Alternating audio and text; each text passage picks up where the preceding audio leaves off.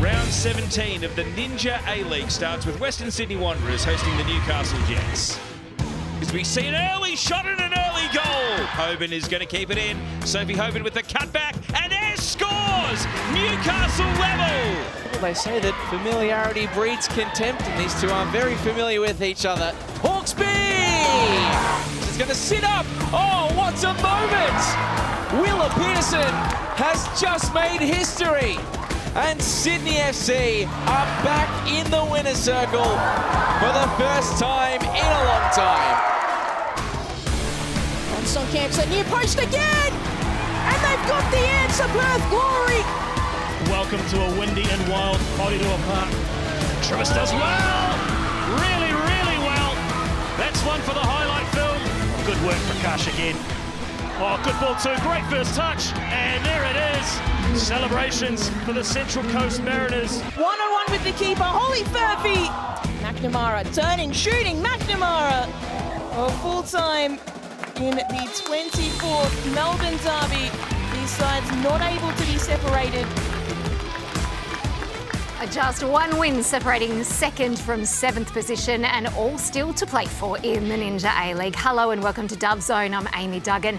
Joining me, A-League's commentator Teo Pellizzeri, and fresh off a win for Sydney FC. Haven't been able to say that too many times this season. Bianca Garlich, welcome. Thank you. Great to have you both with us. We'll kick off the show with our moments of the week, and I'm going to start this week because I want to talk about Kayla Morrison racking up 100 games with Melbourne Victory. Kayla, of course, American-born defender, Victory Player of the Year 3 times, centre-back and stalwart, a great character of the game, I'm sure we'll all agree.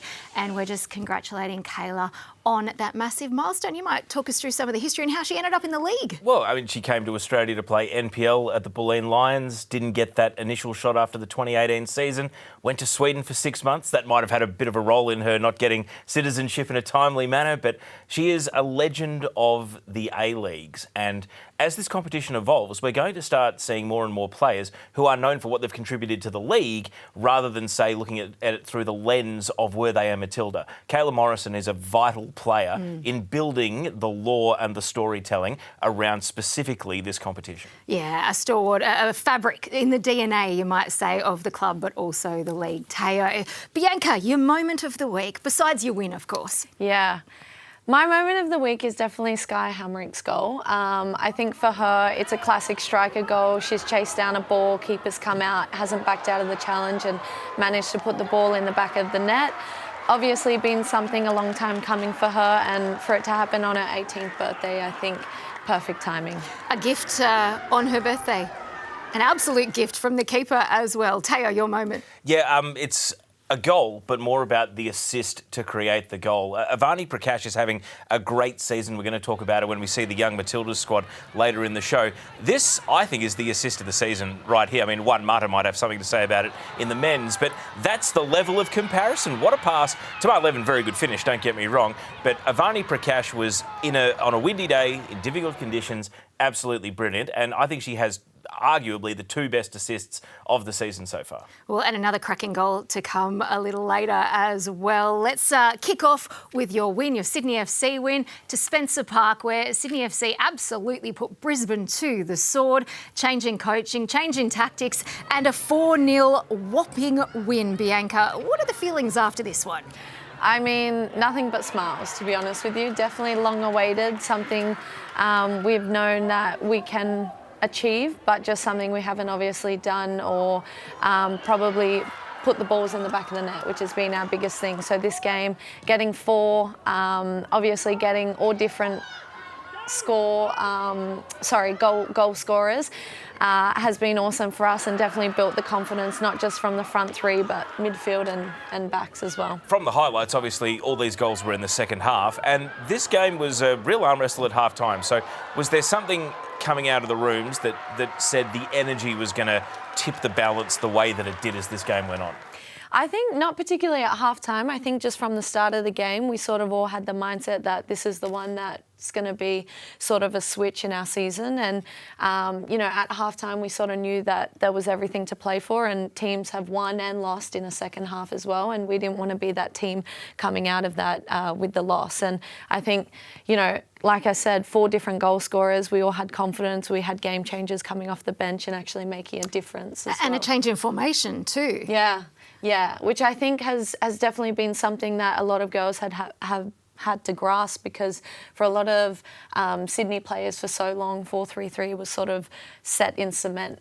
So we've obviously moved to wing backs on the weekend, and we obviously see Willa Pearson score a goal sort of that will be recorded for the ages, because she's sort of backed herself and gone up.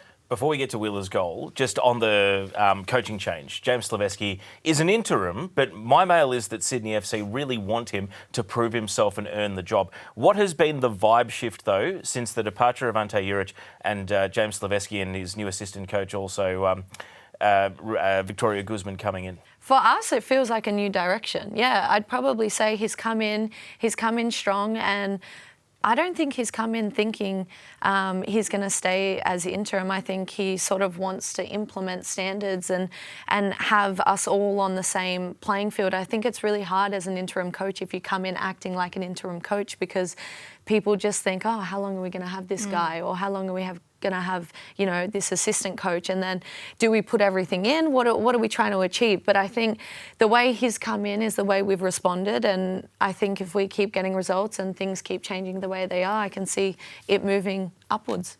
A rinse and repeat perhaps for next week. There were some changes. Our youngest player in the Ninja A-League, Willa Pearson, starting from the bench but coming on and making history again. Here's what she had to say after the match. You were already the Ninja A-League's youngest ever player. You are now the Ninja A-League's youngest ever scorer. You've beaten Sam Kerr. Oh my gosh, definitely not a feat I thought I'd have, but I'm very, very happy and very proud to get a win with this team. They deserve so much, and I'm just so proud of us that we could string it together, and this is definitely the best I've ever played ever. So I'm so proud of everybody, the coaches, it's been hard, but yeah, so rewarding to get it done. Our youngest ever goal scorer in the Ninja A-League, Willa Pearson there. Quite a turbulent start to her career and to the year, B. Willa obviously been in the thick of it at centre-back for most of the season, found herself in the unfamiliar position on the bench, but coming on to score her first goal. How do you think she's handled the ups and downs of the season so far? I mean, I think really well. As a 14-year-old, you sort of don't know what to expect in your first season, and I definitely don't think she expected everything that came at her this year. She started a whole heap of games at the start. We've had coaching changes, formation changes. She's still dealing with schooling commitments and I guess everything in general that comes with being a professional footballer. She's come on as a wing back on the weekend, and like I mentioned before, backed herself to go forward, get in the box and put herself in a position where she can become the youngest goal scorer in the Ninja A-League. We're about to see these youngest goal scorers here. I mean, imagine scoring at 15 years old and you're barely squeaking into the top 10. It's pretty phenomenal that Sam Kerr's record has been beaten by Willa Pearson. I just wanted to ask about your role too, Bianca, and another young player who is actually celebrating her birthday today, Claire Corbett, because you would think that it's almost a bit counterintuitive that Hannah Lowry and Sarah Hunter aren't in the team. But I thought in the first half you were particularly good setting the tone, lots of 50-50s, tough tackling. One of the reasons that it was a 0-0 game and Sydney hadn't fallen behind because Brisbane's influence, Woods, Jansen, wasn't able to really get a great deal of drive. But how is the dynamic different playing next to the little red Corvette? I mean, how are you finding new faces and new teammates who you would never have encountered before? Yeah, I think that's the beauty of football, isn't it? Being able to play with people and everyone has their own little quirks and I guess strengths, and Claire's one of those players that's really nifty and really great with the ball at her feet. So she finds herself in pockets of space and she's able to distribute. We're still working on the size part of thing, but that will come as she grows. But sort of she reads the game really well, and as a midfielder and a starting midfielder for us on the weekend, she really took that, I guess, opportunity and just rolled with it. Like, she set up some really great balls out wide, which ended up coming into the midfield and also back into the box for goals. And I think she's so young. same as Willa, so much to learn, but they're really taking everything on as much as they can. And again, this first season, maybe not playing the way they would have loved, but they're great kids and they've got a great set ahead on their shoulders. And no doubt you're imparting some of that wisdom with them, B. But I wanted to talk about going from a championship winning side, the Mariners, to Sydney FC and finding yourself in a very unfamiliar territory for the team. How has that transition been from the top of the ladder to the bottom at the moment? Yeah, I think personally, it's been frustrating because you come off such a great season. We obviously win the league or the grand final, and they're the sort of moments that you remember, and they're the sort of moments that you want to get back to. For me, the first, sorry, I'm getting distracted with my shot because that's what I was upset with on the weekend, how that bounced out. The first season at the Mariners wasn't, it wasn't as perfect as we would have liked as well. We made semis, but we did want to take it a step further. We had lots of background noise happening as well. But again, as professionals, you don't really bring that onto the field with you. There was lots of, little things about coming back into the league with a new squad and a new female team that weren't yet finalised. And I think looking back on that year, I'm sort of taking comparison to this year and thinking, this is where we're at now. What are we going to do about it? How can we change it for next year? Are there enough, questions being asked of the club or questions being asked within the playing group that are then going to help propel us for next season? Because at the end of the day, none of the players want this to happen again. It's been disappointing. We're at the bottom of the table and it's not something we want to keep reliving. It's something that we want to identify, change and then move on from. Well, if you can do what you did last week, good luck in that regard. Brisbane wouldn't be happy with this result though, Teo. They were threatening top spot and now they're just clinging to sixth spot. I mean, the last game and a half has been incredible PR for Leah Varley because Melbourne City, they were 2-0 down to Brisbane. Brisbane were top of the league on the live table. They have since conceded 9 consecutive goals and now have the leakiest defence in the competition. They go into a must-win game against Adelaide this weekend. They lost at home to Adelaide last season. Adelaide's coming off bye week. Bianca, based on having played Brisbane twice in quick succession, you've had 2 very hard-fought 0-alls against Adelaide this season. What's your read on this game? Because when they played at Cooper's, this was probably, I don't think Roar played particularly well in this game, but they did take their chances and they won 3-1. Yeah, and I think that's what it comes down to. If they take their chances, either team here, that's what's going to end up winning them the game. I think Brisbane in particular do have a really solid form coming through their midfield and forwards. I think maybe there's been a potential change with that Varley leaving and obviously taking her opportunity overseas. But I think with the league, it's so dynamic. You just have to adjust. And they're obviously going to take those last 2 games away with them, analyse some of the video, and then potentially come out with a new formation that will, rejig how Adelaide take this game on. Let's move to Wonderland there, where the Newcastle Jets fought back for a 1-1 draw against the Western Sydney Wanderers. Another young player we've been talking about lots this season in Talia Eunice, getting on the score sheet with an early goal, Teo. Yeah, first minute, and I think Sophie Hoban just a split second too late realises that everyone has stood off a bit too long, and Talia Eunice, there seems to be no limit on her shooting range because only 2 goals, but both of them from well outside the penalty area this season. This is the equaliser. I actually thought Western Sydney Wanderers subs in this game ceded a little bit of the defensive control and also the momentum in the game, particularly taking off Ella Buchanan. And Amy, as a former defender, it must break your heart to see the defending on that particular goal, not just not ushering the ball out, but Melina Reyes with like a 5-metre radius all around her in the penalty area. Unmarked. And if there's one player you don't want to leave unmarked, it's Melina Reyes. If there's one player you don't want to leave untouched or within touch tight, it is definitely her and a great finish and enough to be able to bring the score back to 1-1.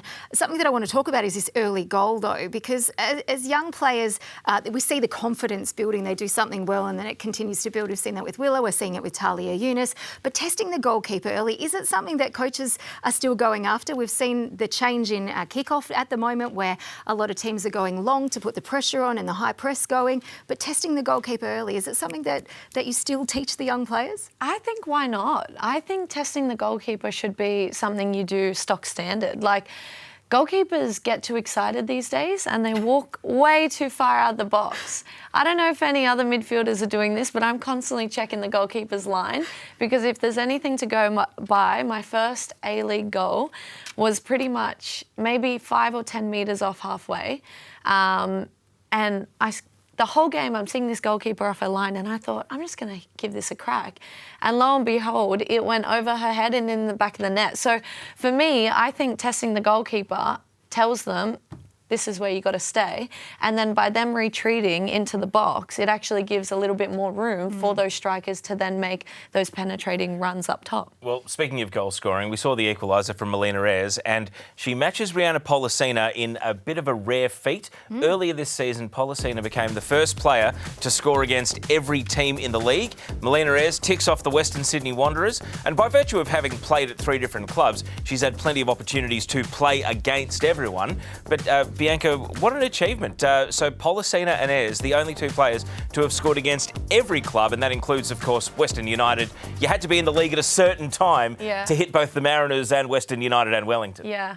That's an amazing accomplishment, seriously. For any striker, I mean, their goal is just to score goals, let alone try and score against every team in the competition. So to those 2 players, it's just unbelievable. And I hope there's more players that can achieve that. Do you have you had teammates or strikers that keep a really close eye? I know they might look at the golden boot, but can you think of anyone who would have kept notes on a stat like that, ticking off every opponent in the league? Do you know what? I don't think anyone's going to admit to that because I've tried to ask the question a couple of times with the strikers, see where they're at, what's in their head. They don't give away anything. They just keep tally of their goals, but I reckon at home they've all got a whiteboard and they're all just trying to tick things off as they go. But quite a remarkable feat from Melina Ayres there. The Jets are taking that point, but have a crucial game against Perth this weekend, Teo. We're heading into the final quarter of the season. It's kind of squeaky bum time for these teams. It is. No one's mathematically eliminated yet, but no one wants their first game back from the Asian Cup break to be an elimination final. But a game like this one against Perth, this really could determine just how much pressure they feel during the Asian Cup break. Here's Perth Glory's win against Canberra United. 10 minutes to go, and we've seen this before. Susan Fonsonkamp in swinging corner, not dealt with by the defence. Yet another clean sheet at the Sam Kerr Football Centre. And while it wasn't the greatest spectacle in terms of free-flowing or attacking football, Perth bank yet another win. And it's tight. It's tight at the top. But have you noticed that, probably not so much sitting where you are on the ladder, but the tightness of the ladder and how one result for one team can really impact the top 6, B? Yeah, definitely. I mean, between first and, is it 6th or 7th place, there's probably 7 points separating them. Even mathematically speaking, no one's out of the top 6. Isn't that what you said, Tara? Correct. But I think it's anyone's game, and I've said that from the start. And I think, there's definitely some teams towards the top that thought they'd be floating a little bit higher than where they are now. And I really think anyone can catch. I mean, we've obviously beaten Brisbane on the weekend. Canberra have a fall to Perth. So teams are really just jumping and taking any opportunity to climb that ladder as quick as possible. We don't have many games left. Well, Perth getting the points on this occasion. Let's hear from their captain, Isabel Dalton, following the match. I think every time we play here, we know we put on a performance. I don't know what it is. It's something about this facility that gets us going. And I think, obviously, today, again, we got the 3 points here, so it's nice. And it gives us a bit of momentum going into a stretch of away games as well. Izzy Dalton there talking up the magic of the Sam Kerr Football Centre as we welcome Ninja A-League's reporter Narlene Musto to the desk. Hello. Hello, Amy. What's happening, guys? Lots in the world of football, that is for sure, and some big news too. Yes, absolutely. Well, you mentioned Sam Kerr Football Centre. Let's talk about the actual woman herself, because we heard from her and her parents Roxanne and Roger ahead of the Women's Asian Cup opener at Perth. Sam Kerr jumping for joy. Yeah, I think to play in Perth anytime is amazing, but to do it at a major tournament, especially the Asian Cup, for us is going to be amazing. And obviously being in front of family and friends, returning from an injury is really special. So I'm really looking forward to it. And yeah, it'll be an extra special game for me. Sam's a really WA girl, and it's good to see the Glory girls now could be in the finals. So Sam's really keen about that. She's always keeping in touch with a few girls that she knows. When you play a major tournament at home, there's more to it than just playing a game. You have these moments throughout, the warm-up, the anthem, that kind of you remember like how far the game has come and what you're a part of, and it feels really special when you play it at home, and then when you sing the national anthem with everyone behind you, it's like a real sense of pride. Sometimes you've got to pinch yourself, I think about, all the training sessions up to Basco and, NTC, and you never kind of dreamt that it would be where it is today. Sam's, I can tell you, I've never seen her so passionate. She did get to play here for the Women's World Cup. She was injured.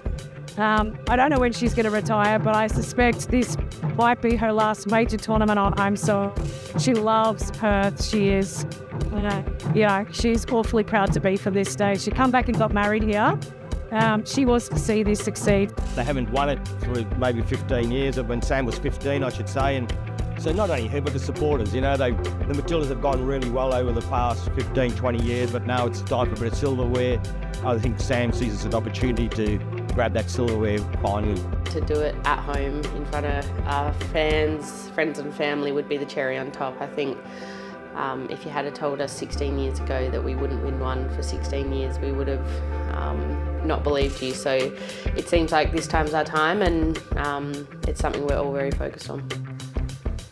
Incredible to think that 16 years ago it was a 16-year-old Sam Kerr that introduced herself on the international stage when the Matildas won that 2010 tournament. But Amy, we're now a couple days away from the squad announcement. Mary Fowler already confirmed. Are we expecting the regular names and potentially a few surprises or not? Well, honestly, I think it'll be the stock standard Matildas side that we always see. Maybe a couple of surprises barring injury in there, and hopefully at least a handful of Ninja A-League stars. But we will break that all down for you as soon as it hits the desk. Looking forward to it. Well, the Women's Asian Cup trophy has also been doing a tour around Australia, and it hit Wanderers Football Park as well on Tuesday, as well as the official mascot, the Firehorse in Nara. The Chinese stars as well in Wang Ying and Iwan Kong were on hand to meet with the Wanderers fans and sign a couple of autographs. After travelling across Queensland and New South Wales, the trophy will now head back to WA ahead of the tournament opener between Australia and the Philippines on Sunday, March 1st. But Teo, there's squad announcements happening all over the place, and one of which is the Young Matildas for the training camp ahead of the Under-20 Asian Cup. Talk us through some of the names we can expect to see. Well, hopefully the goalkeeping's a little bit better than Nara's right there. So the Young Matildas are in a training camp. Their tournament's coming up in April. As we can see there, they are basically all first-team regulars in the Ninja A-League, except for Jasmine Black, who was in the league last season at Sydney FC and has been available coming back from college in order to link up with this team. I mean, Talia Yunus, Peta Trimis, some of the form players in the league. Emma Dundas, the Flying Chainsaw, as Ben Homer dubbed her. But what I want to talk about, Amy and Bianca, is this team has got Japan in their group. They've got the prospect of having to go through North Korea to get to an Under-20 World Cup. Here are some of the injured players. Grace Kuilamu, Maddie Caspers, Daniela Galich won't be available. Zara Kruger's touch and go to make it. So's Isabella Hoyos, Ruby Cuthbert, and of course Indiana Dos Santos ACL. And that's 7 out of arguably their best 11, and yet look at the squad they've still got. There's a lot of talent coming through. It's strong. It's still strong, and we've seen that with the likes of the young players getting on the score sheet, being in starting positions week after week, and I think bringing it. And what a great training ground the Ninja A-League is for these young players. Yes, the step up from here to international football is massive, but when you're playing this calibre of football week in, week out, I think it puts them in good stead. Bianca, quite a few of your Sydney teammates there. How excited! I personally have loved the journey of some of the players that are eligible for this team. It's maybe a little too soon for Willa Pearson and Claire Corbett, who can play in the 17s in their age group. But what about, say, Millie Casser and some of the other Sydney players that are all vying to get into this team? Yeah, I mean, we've got Millie there, we've got Sky. Both obviously played on the weekend, did really well, made a difference, which is pretty much what you want to see week in, week out. And I think that's what selectors are looking for as well. We've got some other girls thrown in the mix, and obviously Maddie Caspers, who's unfortunately out with injury. Seeing these girls grow in the league itself and then get an opportunity on these platforms it's exactly what they need. And I think you hit the nail on the head. International football is completely different. I think they'll definitely get a shock. People aren't going to be as nice as they are in the Ninja A-League. But they've got everything to play for. They're trying to make a World Cup here. So it's exciting times. It'll be a massive test. Looking forward to see how they do. But now over to the Ninja A-League, and Bianca, I bet you're glad you weren't playing across the ditch against Wellington Phoenix for the Mariners, because the wind was causing pure havoc. I mean, even before kickoff, the players struggling to try and keep the ball to stay put. The birds were struggling over there, but no one more than Wellington Phoenix head coach Bev Priestman as well. I mean, Amy and Bianca, I feel like you two maybe have probably not from the same extent. They're just struggling to stand still there. It's not called Windy Wellington for no reason. Exactly, right? But has there been any playing conditions you've experienced that you think could rival what we've just seen? I actually don't remember playing in conditions that windy where I've seen the ball roll off the mark or potentially be diverted into the back of the net, as I think we saw on the weekend. But lightning is probably the only thing that comes close to anything like that, B. Yeah, the windiness of Wellington is completely underrated. I actually thought it was a joke before we went there. It's completely not. That just made total sense to me when I saw it on the weekend. But I think for me, not so much the wind, but when I was in the UK quite some time ago now, playing with the Aussie schoolgirls. We played in probably -5 degrees, which I did not expect, didn't pack any undergarments for, and ended up buying gloves the day before, which probably were the lifesaver. But that's the worst I've had to deal with. We've obviously seen in the past the Young Matildas have been playing in snow. So I think they top it when it comes to that as well. A few hand warmers, a few boot warmers needed, Nala. Exactly. Yeah, thank you so much for all the updates. We'll catch you again next week. Speaking of windy Wellington, let's hear what Central Coast Mariners coach Corey Babington had to say. Coming across the ditch here and in that tornado we just played in is very pleasing to get 3 points, and it was very tough. Is there anything you can do to prepare for something as extreme as this? Train in a wind tunnel? I don't know. No. Well, Corey Babington there talking about the conditions in Wellington, but whatever preparation you did, Corey, it actually worked. So well done on that. Vital 3 points there for the Mariners, Bianca. Yeah, very exciting times for them. Definitely difficult conditions to deal with, but they did really well. And we can obviously see Peta Trimis here. She's really come into form this season and backing herself, and her confidence is higher than I've ever seen it before. So she's obviously going into this Young Matildas camp on a high, and it's clearly benefiting the Mariners a whole heap. It's a highlight reel, isn't it? Yeah. Tayo? Well, I mean, let's set this goal aside and just on Trimis, she's probably in the best 11 in the league right now if you're picking a right-sided attacker or a right winger. So having been her teammate in the past, what was it that she needed to take that next step? Is it a sense of belonging? Is it personality? Like, what is it that has seen Trimis just continue her ascension to being essentially one of the form players, one of the best players in the league?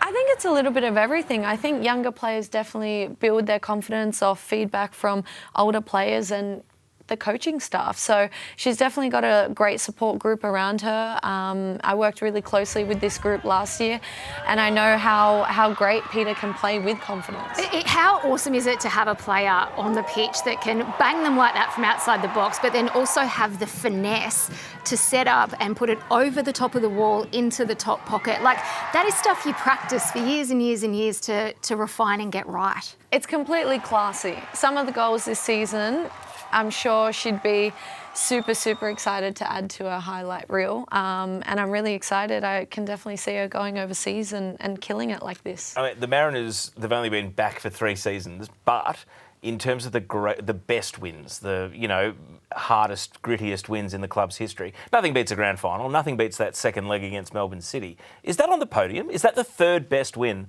the Mariners have had in the A-League Women's, or at least since their return to the A-League? Probably up there. I mean, you look at where Wellington are on the table and compare them to last season. They're a force to be reckoned with this season. They've been compared to Melbourne City multiple times, and they're completely going crazy under Bev Priestman. replacements. So for them to get this win and sort of, I guess, stop Wellington in their tracks, it's massive. One of the players that Wellington stole from the Mariners in the off-season was Brooke Nunn, and there was this bizarre moment during the match. Now, Brooke's known for being a fairly tough player, but she certainly made her presence felt during this throw-in. You've played with her. Do you think she flies a little close to the sun every now and then, Bianca? A little close is probably too nice to put it, Amy. We've definitely seen her in the league cause some chaotic moments.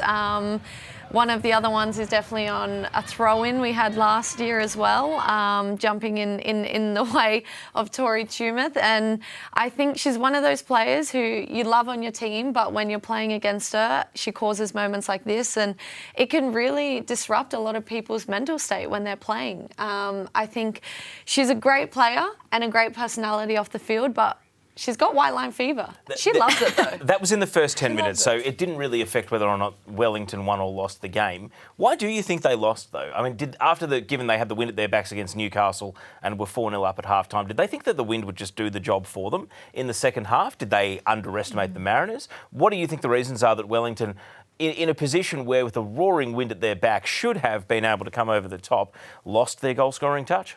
I think Wellington have been a team where they've been up majority of games and they haven't necessarily needed to equalise or come back or, I guess, fight through that harder part of the game. And they've obviously been in those positions because they've finished their chances early. In that game, potentially, you'd probably say they missed some of those opportunities. Mariners took them early, and then they found themselves in a spot where they were probably unfamiliar with. I want to plant the seed. They haven't had a come from behind win yet this season. Then you talk about game management as well, right? Like how do you get everyone on the same page to then claw one goal back and then another goal and then so on from there? Yeah, and leadership has to come on the field as well in times like that. They will have to turn their attention to victory this weekend as they fly to Melbourne. The ramifications for this one are huge. A win could see them toward the top of the table, but a loss could be catastrophic. Yeah, and it's Bev Priestman back in Melbourne. We know her bogey city, Amy, where she had the worst loss of her career in charge of Canada at the World Cup. So the thing for Wellington is it has been a groundbreaking season. They've had a season of firsts. They did get a draw away to victory last season. So I guess home of the Matildas doesn't have the intimidation factor for them anymore. What I'm fascinated to see is Melbourne Victory coming off a gritty 0-0 draw, a really disappointing 1-0 loss when they met earlier in the season. I think Victory had something like 19 shots and only 2 on target. And that has been characteristic of some of their poorer performances this season. Harmless peppering of the opposition that doesn't really intimidate. I mean, this is a coin flip of a game, and maybe home ground advantage helps the Victory, but also the sting of Wellington knowing that their top 6 place is genuinely in jeopardy given the closeness of the ladder adds an extra layer of tension to this one. I can't imagine Bev Priestman not wanting to be in the top 6, Bianca, and it takes a certain type of mindset, doesn't it, to get your players in the right place where every point is absolutely crucial toward the end of the season. Yeah, I think everyone in that top 6 region knows they have to fight for that final game. I think it's grand final and game on for the last 5 or 6 games of the season, and every point is valuable. Every goal is valuable. We've seen teams miss out on top 6 because of 1 goal in the past. So I think mindset definitely at this part of the season is one of those things that coaches and I guess leaders within teams should be talking through, because it's game management when you do go 1-0 down, and it's game management when you go 1-0 up. So it's finding that nice balance and trying to address those little 1%ers that can make or break a season. Well, Melbourne City are very good at that, Tayo, leading from the front and managing the game and managing possession, but they will be kicking off at the same time on Friday night against the Central Coast Mariners in a quite a crucial clash, of course, coming off the derby with split points and their captain, Rebecca Stott, nursing a broken thumb as well. Are we starting to see some cracks open up in the City defence and in City itself? Well, I mean, they didn't concede in this game, to be fair, so maybe not, but it was interesting to hear post-game about how City had to make a decision on when to send Rebecca Stott for surgery and which games they were going to potentially sacrifice. She's back in the football ferns, so clearly this thumb injury is not going to stop her playing during the upcoming international break. The Mariners is an interesting one because Melbourne City really got a hold of them in terrible weather the first time around. 4-0 win. It was the double macking. Both of them scored 2 goals, Holly McNamara and Shelby McMahon. And remember on Dub Zone at the time, we highlighted that golden opportunity Central Coast had to take a 1-0 lead when they pressed and won the ball back, and they just didn't convert. So this game is a little bit closer, Bianca, than 4-0 last time they met would have you suggest. What's your read on the form line of Melbourne City as they go to Gosford? Yeah, I mean, you can tell in this match Melbourne City had something to prove, definitely coming off the back of last season. We spoke about how important points are at this final stage and dying stages of the season, and I think Melbourne City are going to know that whether they have Stoddy or not, that they're going to need these points to round them up and get another premiership title if they want that. I don't know if there's cracks just yet. I think they've definitely had positional changes with Hughesy and Leah Davidson taking some time out and things like that. So there's had to be adaptation there, definitely from their sort of midfield group, but Melbourne City are always going to be strong. They can't be underestimated. I think they're always going to maybe hold a little bit of a grudge just based on last season. So for me, it'll be interesting how Central Coast round out, if they change how they put their formation out as well. I do think City really stand to benefit from the couple of weeks off with the Asian Cup break. Hughes is going to, in theory, be back after the Asian Cup break. Leah Davidson came off the bench, so she'll be close to starting. Danella Buttress is back from her concussion. She might be back to starting. So in terms of their best 11, they are getting closer. Maybe this game comes at a good time for the Mariners to catch them before City are right back up and flying. Well, they're catchable at the moment, Teo, that is for sure. Sitting pretty on top of the table where we're used to seeing them sit. But after all those catch-up games, 3 points ahead of Wellington Phoenix. But if you take a look at second down to 6th, there's only 2 points separating all of those teams. Wellington, Canberra, Adelaide, Central Coast, Brisbane Roar. Sydney, sorry to say, Bianca lagging at the bottom, but not out of wooden spoon contention yet. I'm not giving up on that. We are not getting wooden spoon this season, and I've said that from the start.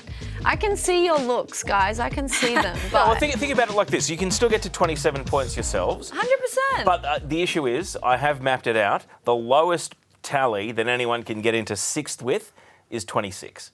So you're going to have to start sweating on a lot of results in other games if you want to get in. That's fine. Mathematically speaking, like you said before, we're not out. You're not out. It certainly makes it interesting, and with it being so tight at the top, this weekend's fixtures all important. Let's kick it off for you on Friday night at the home of the Matildas with Melbourne Victory hosting the Wellington Phoenix. The Mariners and Melbourne City playing at the same time at Polytech. Canberra United and Western Sydney kick off your Saturday afternoon, followed by the Jets and Perth Glory. And then Sunday, we've got to wait all day Sunday for this spectacular Brisbane Roar take on Adelaide United. Your pick of the round 18, Teo. I think it's Canberra. Canberra have done a lot of talking this week, saying we want to focus on ourselves, get back to business. Well, they weren't great last time against the Wanderers, and they need this one. Like, it has to be 3 points, as well as the Wanderers played against them at Wanderers Football Park, and as much as they are a bit of a wrecking ball taking points off other teams at the moment, Canberra just need to win. And Bianca, you'll be sitting by and watching the results of all this sort of with a little bit of anguish because you don't actually play for another month. I don't. I'm hoping for draws across the board, Amy. Draws across the board. And what will you be doing in that month off? I've actually just been called into the Croatian national team. So I'm going to be heading there in about a week. We take on Bulgaria and Kosovo. We've got World Cup qualifiers. Absolutely. Fantastic news. If I could ask you without notice, any other Aussies in the team, or are you the only dual national? No, unfortunately not. Just me for the moment. I've told them they've got to keep scouting because we've got some great Croatians in the league, which they're definitely open to, and I think they'll be looking out. But I'm excited. I want more Aussies. And more football, as we can see. Well, good luck in the international break. And thank you so much for being on the panel today. Teo, for your insight and statistics and, as always, commentary around the game. Very much appreciated. No doubt we will hear Teo's voice across the weekend. All those games, of course, on Paramount+. That is Dub Zone for now. See you next week.